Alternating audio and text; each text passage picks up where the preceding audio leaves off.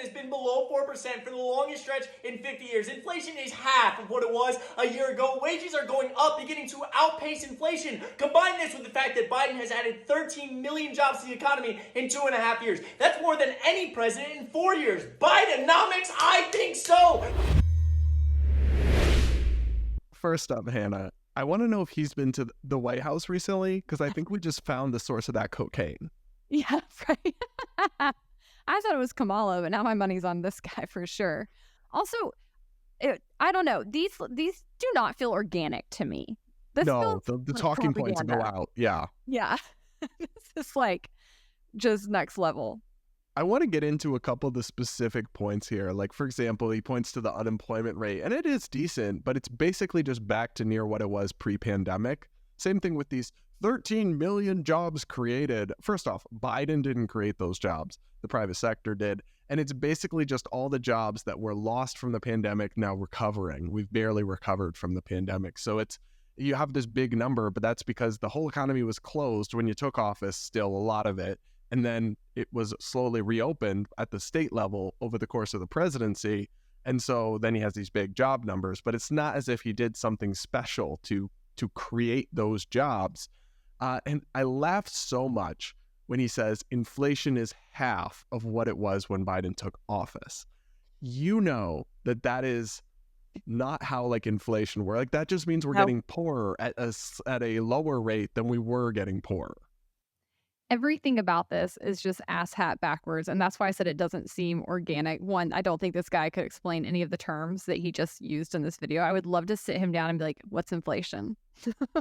How's the unemployment rate calculated? I would love to quiz him on these things because there's no way he knows. But yeah, this is like basically saying that you came in and there was a sandcastle and you kicked it over and then you've rebuilt half of it and taking claim for like your ideas being so great. It makes absolutely no sense. They have completely wrecked the economy. There are some signs of improvement now that things are getting better. Yes, a little bit, but like things are still pretty tedious. And I think it's really disingenuous to not admit that. You know, we were just talking before we started the show with our producer about how ad dollars are down across platforms because companies are cutting back, expecting a recession. Companies are laying people off, especially the media. There's tons of layoffs going on. The tech sector needs to cut back.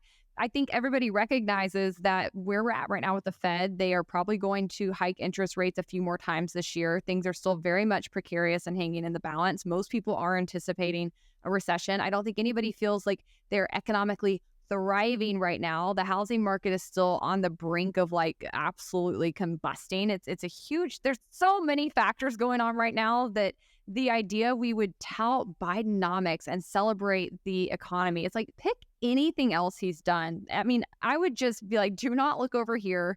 Don't look at this dumpster fire at all. But I think it's a testament to just how uneducated they think their supporters are. That they Let me read you a couple quick facts here. So the average American family has lost $7,400 thanks to inflation under Biden.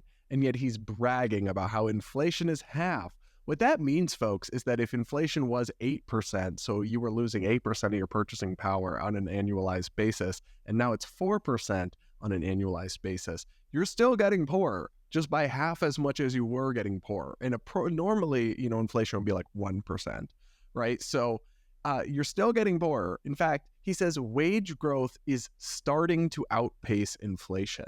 What that means is that the rate of inflation in Biden's entire presidency until just very recently was higher than the rate of wage growth. So your actual wages were going down so far this entire presidency. They've gone down 3% since Biden took office. And he's like, but finally it's starting to, now our wage growth is a little higher than the inflation rate. So it's like, we're finally coming out of the red a little bit.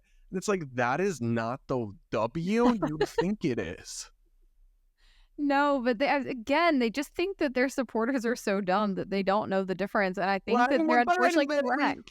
What was that slap? What was that? I don't know. It's like Biden is an 80-year-old geriatric man. Like nothing gives like muscles to me. The whole thing's weird. I wish Democrats would like cut the crap and just like, look, we are up a creek. We don't have anybody else. We're dependent on this man that might die any moment. Like, we're doing the best we can. Like, just level with me.